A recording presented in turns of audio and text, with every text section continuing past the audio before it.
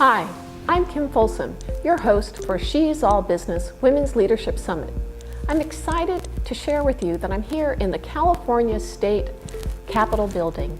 I'm about to interview Madam Speaker Toni Atkins. She rose from a career professional in healthcare to being on the San Diego City Council to representing her assembly district, and now she's Speaker of the Assembly for the state of California. She'll share with us her insights as far as her leadership journey. What were her inspirations, motivations, challenges, as well as mentors? What would she redo, and her advice to others who are seeking this role? Being a politician in today's digital, connected, 7/24 world is a lot different than it used to be. She's going to share with us how she thrives and makes an impact in her community and now at the state level. Madam Speaker, thank you so much for your time. I am so excited to interview you. I was telling one of your colleagues the last time I interviewed a state representative was Lucy Clay when I was in high school. So one of our mentors. Yeah, that's just unbelievable. Right. So look forward to getting your insights for the many women who attend our Leadership Summit. Given that you're an entrepreneur, a woman, wanting to get a perspective of women entrepreneurs or professionals, I think it's a challenge to be a woman in this profession. We have lost women in the legislature. It's true in Sacramento from the Senate and the Assembly. And not only that, I'm the third woman speaker, effectively really the second, because the first woman speaker was orchestrated by Willie Brown to pay back his colleagues for ousting him.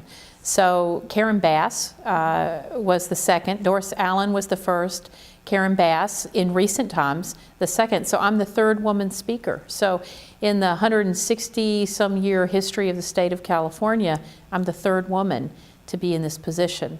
The second member of the LGBT community and the first San Diegan. So it does still feel like we're having to break barriers, and the challenges are still there.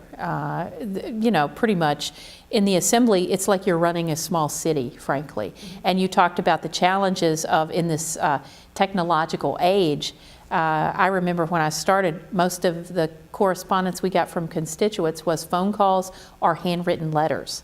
And now in the age of technology and social media, we get Facebook messages, Twitter messages, all the new medium messages, as well as on computers. So it makes corresponding with your constituents, and it is broader. I now get letters from people or correspondence, connections from people all over the state. In the last 22 months that I've been Speaker, I think significantly it really was the water bond and having a water bond for voters to vote on that we put on the ballot that had the broadest support of the legislature. And for me, I really believe it's about bringing people together, trying to find ways to connect people. And I was incredibly proud. We have 120 members in the Senate and the Assembly. There was a vacancy, and 2 people voted against it, so we got roughly 117 votes of support to move this water bond forward.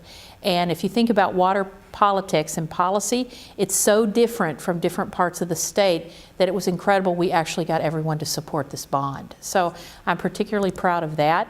I'm proud of what we've been able to accomplish in the last 2 years on income inequality and poverty in California, which disproportionately affects women.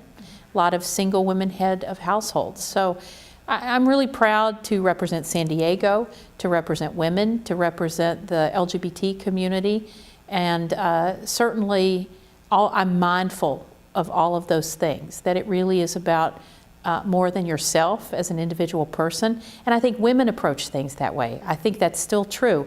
We don't represent ourselves. We represent a broader constituency, whether it's as the head of a family, our kids, our family, our communities. And, I think I've brought that to this position, mindful that it isn't just about me, it's about all of those groups of people and stakeholders.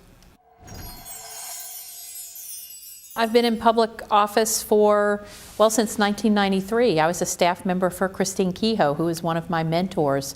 I ran to replace her on the city council and then followed her to the state assembly. And now, hopefully, I will be the next speaker for the 39th Senate District, following in the footsteps of people like Chris Kehoe, Dee Dee Alpert, Lucy Calais. You know, those are real big shoes to fill. So before that, I was in healthcare. I ran 3 community clinics that provided reproductive health care for women. Before that, I worked at San Diego Job Corps Center in Imperial Beach, trying to help young people have career opportunities, many that came from very disadvantaged backgrounds, like myself. So, you know, I see it as a progression of public service. It may be elected office now, but I think all of it has to be based on what you're doing to work with community to take things forward. So I feel incredibly honored and fortunate to have been given this opportunity by voters in San Diego. You know, it's interesting as a woman, I think, and in particularly a woman in politics, the studies show that women don't naturally think to run for political office. It takes someone asking them to do it. And that is really still true. I think the barriers are still there for women. You know, women have a harder time raising money.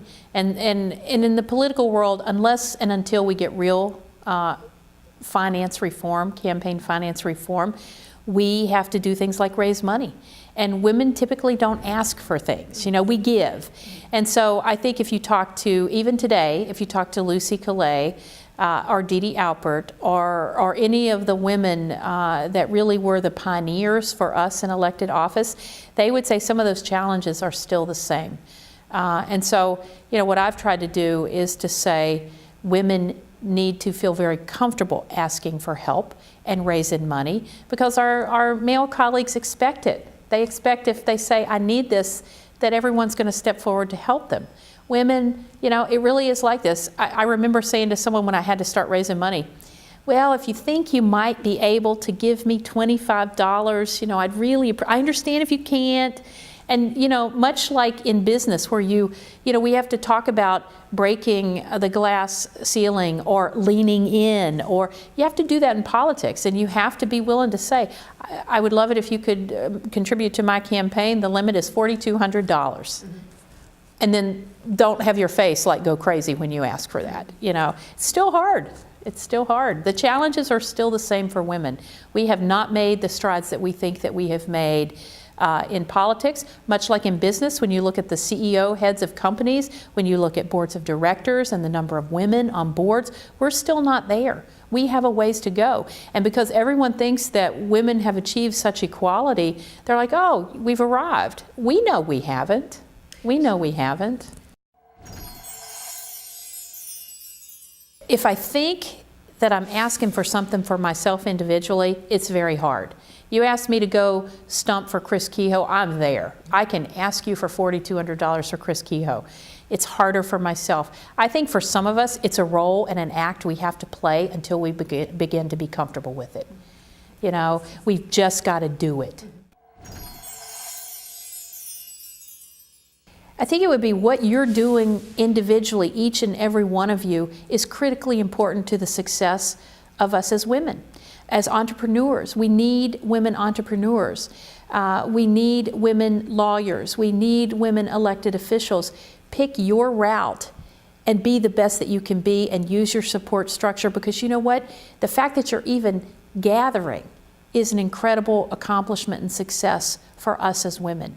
And so we need all of these things going on, and we need to find ways to connect. So I would just say it's congratulations on being together to have these discussions and taking time to step aside and be inspired to go back and be even more successful. I think, you know, we sort of forget process. We're always trying to get there, wherever there is. We're always trying to get to the successful moment, and we miss the process. So this is the process, and you're engaged in it. And I just think it's great that this is happening and that you're doing this, and I wish you every success.